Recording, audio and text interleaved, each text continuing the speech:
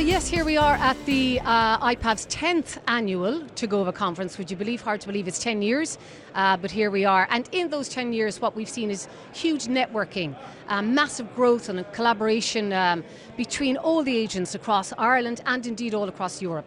And today, again, you will see magnificent speakers that have come from all over Europe to be with us and indeed all over Ireland. So it's going to be a really interesting full information day, and I know that each and every one of the speakers are going to bring their speeches are full of information, and I think everybody's really going to enjoy it. As I say, it's our 10th one. It's been growing and growing and growing. The reception here, the expo, all the exhibitors that are here are fantastic, and I encourage everybody to go and have a look and to network and to just get all the information you can and enjoy the day. Thank you.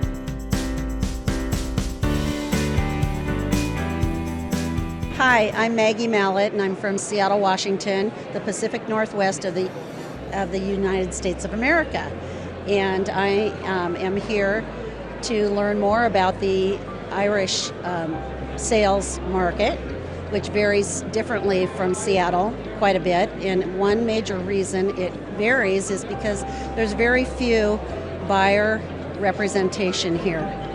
And I have been coming over for 21 years, and I know the west coast of Ireland very well, and I would love to help anybody with their purchase on the west coast, or in particular Seattle, Washington, the west coast of the United States. I could help you there for a second home, or if you happen to be moving over, love to help you. I'm at Windermere Real Estate Northwest. My contact is MMALLETT at Windermere, WINDERMERE.com. And I'd love to help you, and thank you very much.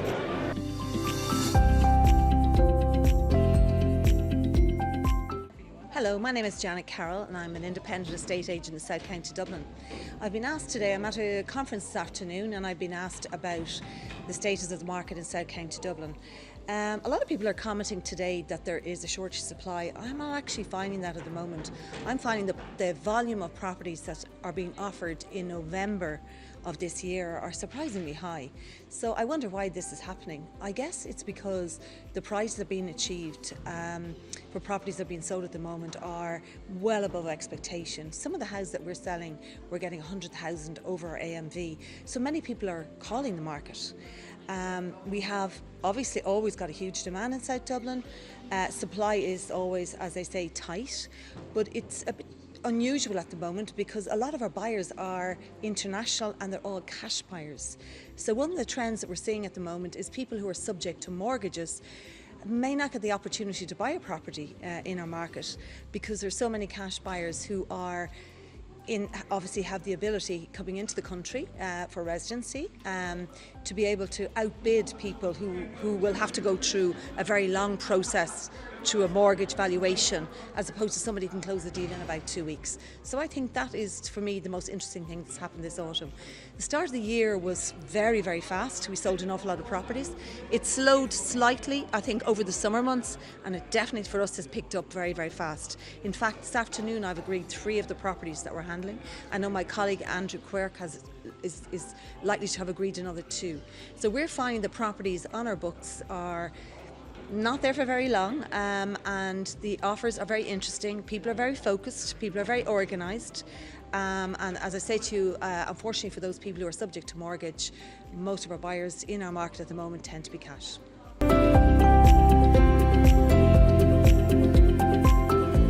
So Joanna Murphy of Joanna Murphy and Son Estate Agents in Cove, Cork and Kinsale. So the most common question that I get asked, particularly this time of year, is now a good time to put my house in the market, or should I wait till after Christmas? There's always a good time now. The demand is so high, and I suppose the supply is quite low too. So I suppose people are always trying to move, and the amount of people that are trying to get on the property ladder now is actually amazing. And it comes down, I think, to the suite of different types of finances that are available in the likes of county councils, the banks. So you have a variety of movers like first-time buyers, people who are downsizing, upsizing, people who maybe are going through a separation, or they just want to live on their own. So there's a variety of buyers out there, and to have a supply of property really is very, very important this time of year.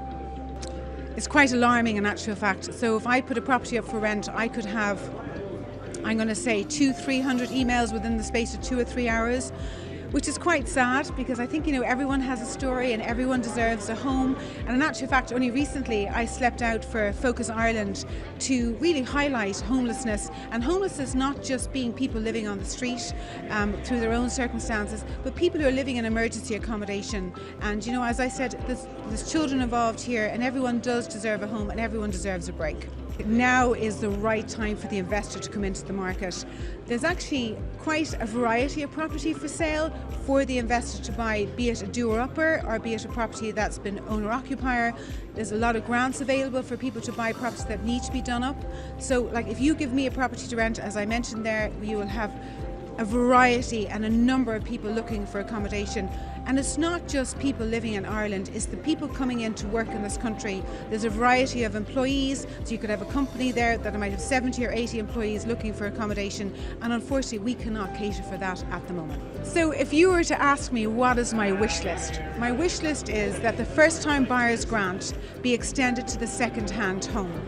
This will enable the person who can only afford to buy a house for 200,000 or 250,000 to be able to then encourage them to buy the second-hand home and be able to avail of that. To be able to avail of that actual grant would go so far, and that way then you're kind of catering for the person who wants the new house and the person who wants the second-hand home, and we're catering for the people of average age of 25 up, which is really, really important.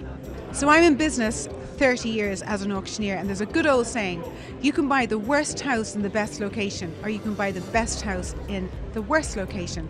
And what can you change? You can change your house, but you can't change the location. And the other piece of advice that I have for anyone looking to buy a house, especially the young person, is that there is the scheme where you can rent out 1 or 2 rooms in your house up to 14,000 euros a year tax-free. That will help you pay back your mortgage, it'll help you run your house. And when I mention this to young people, it's actually quite surprising that they don't know that that exists. And so I think more of that information, I know it's there online, etc., but it needs to be relayed more verbally to them for them to know. And I think that comes down to possibly the auctioneers like myself relaying that to the clients.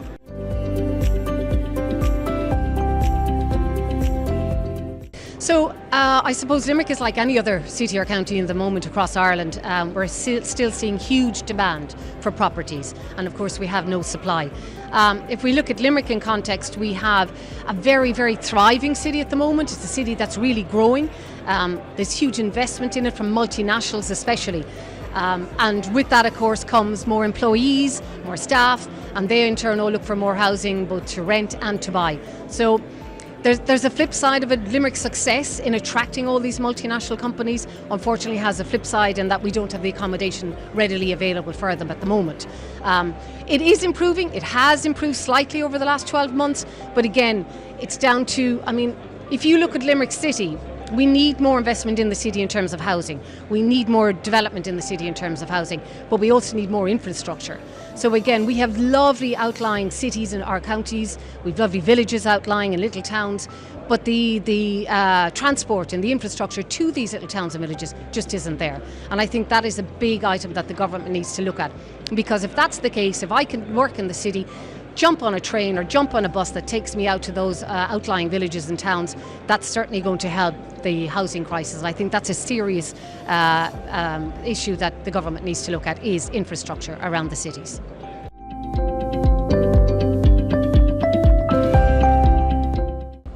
Thank you so much for joining us today at the European Valuation Conference. And I know you're saying you're based in Gort, so I just have a few questions for you, if that's all right. So, first question, is now a good time for vendors to list homes in Galway?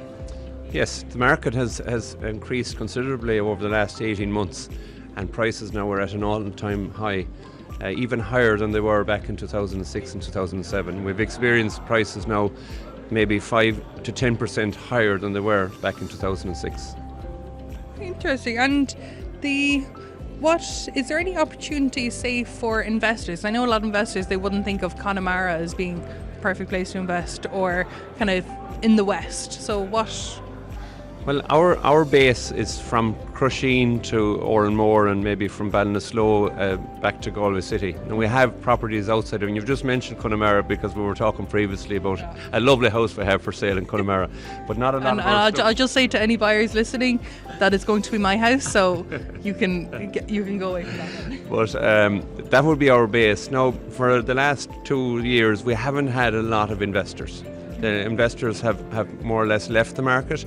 95% of our buyers now are people that are buying to live, and including first-time buyers. Is that including Galway City as well? No, Galway City. There are a certain amount of investors. Now, we wouldn't have a lot of property in Galway City, but we probably had 3 there in the last 6 months, and one of them went to an investor, and the other 2 went for people who were as their homes. Interesting. And the supply levels for first-time buyers and trading up and down? Supply levels with us are quite low at the minute, and they've never been as low. What we find now, we're actually out looking for houses, and we actually have to be active on the ground all the time looking for houses. Now, we have, over the last couple of weeks, we've had maybe 4 or 5 3-bedroom semi-detaches that have come in, and we have a lot of interest from first-time buyers, but houses are scarce. And do you have anything hopeful for first-time buyers coming in? Why is Galway? Why should they be looking in Galway? Well, Galway City is quite expensive. We're based in Gort, which is approximately 20 miles south of Galway. Now, Gort is a commuter town to Galway City, and we have great links. We have the railway station, and we have a bus service on the hour, as well as the motorway. So we have 3 great connections to the city. Now, a 3-bedroom semi-detached house in Galway is somewhere maybe between 400 and 450. Whereas you can buy the exact same house in Gort for somewhere between 250 and 290. So, and you have a way better lifestyle in Gort, of course. It's a lovely country town. So basically what you're telling us is that we need about 300,000, we need to be living in Gort, is what you're saying. You need to look at Gort. If you're a first-time buyer, you need to look at Gort, because Gort is a small town. It has a great community. It has everything you need there. We've all the major supermarkets, great doctors, we've a hotel with a swimming pool and leisure facilities, and it's just a lovely town on the edge of the Burn. You're quite close to Kinvara and the sea, so it's a lovely place to live. And for something 150,000 less than living in the city, why not? 100%. And just around rentals, do you see any rental trends in your local area? In our local town, there are no houses to rent. Absolutely none. If one house comes up to rent, there are maybe 30 or 40 applications for it. Your average 3-bedroom house now in Gort is making somewhere between 1,500 and 1,700 per month, which is a lot. Wow. And what about for people looking kind of closer to the city? Closer to the city? Say for students, maybe? It's almost impossible. And we find now that students that we'll say are from our area are actually commuting into the city, and there are a certain amount of students coming from the likes of Dublin and Cork and other parts of the country living in Gort and using the transport facilities to get to the city.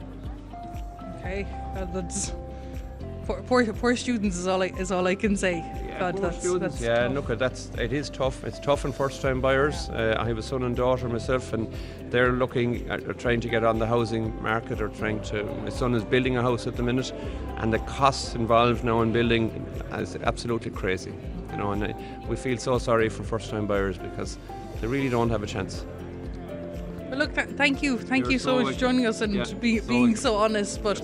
But I will say that house in Connemara is going to be mine for anybody listening.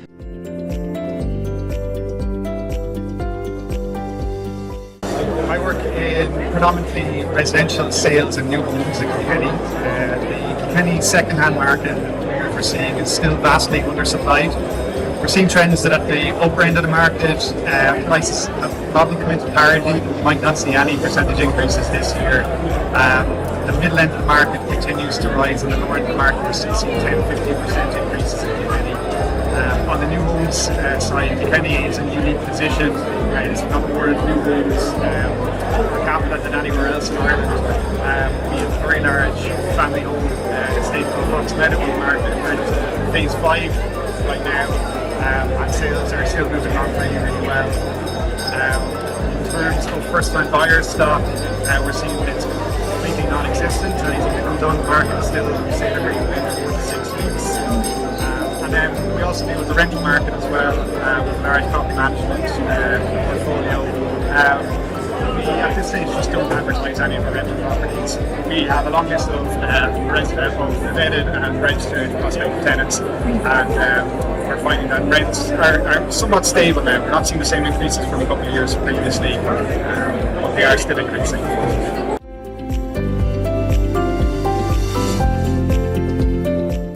Top class of GVM auctioneers in every city here, also with offices at Limerick, Limerick and Tallon. Our firm has a broad spectrum of business in terms of what we do. Our main line of business would be residential. We have a fairly substantial commercial arm with a huge background in agri sales, driven by our association with the market organisations in parts and manufacturing parts in Core, Abbeyfield, and in various parts of the country, which ensures we have a big connection with farmers in the general Midwest region. The Limerick City office opened in 1986. I'm with them since then, which is 38 or 9 years at this stage of my auctioneering life. And I've been asked to kind of give a little commentary on the area of property auctions. And these have grown quite substantially in recent years. We in GVM have linked up with LSL, I suppose driven by the advent of COVID, which invited us to bring on board a portal that could stream auctions to the public to attend. It also afforded Kilkenny buyers the opportunity to purchase property online. So the LSL system was a very natural progression for property that we already had come into the market in March. Many of our clients were logged onto their systems. So it effectively means that people have the option of either attending or option room for the auction of the property, or they can sit on their armchair at home and bid online with their mobile phone by virtue of paying us a deposit, normally contributing 10% of the value of the assets we're offering on a given day.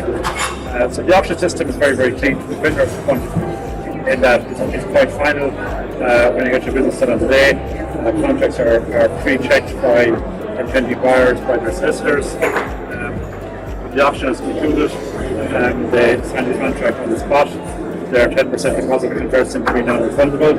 Vendor signs, and then the sale normally completes within 4 to 6 weeks of that particular auction. Now the same percentage of what we said, it's probably around 10% by auction, but it's a growing phenomenon. I think it's a system that many vendors favour because it ensures the deal is actually done on the day, and there's no going back or mind changing or any issues in that respect.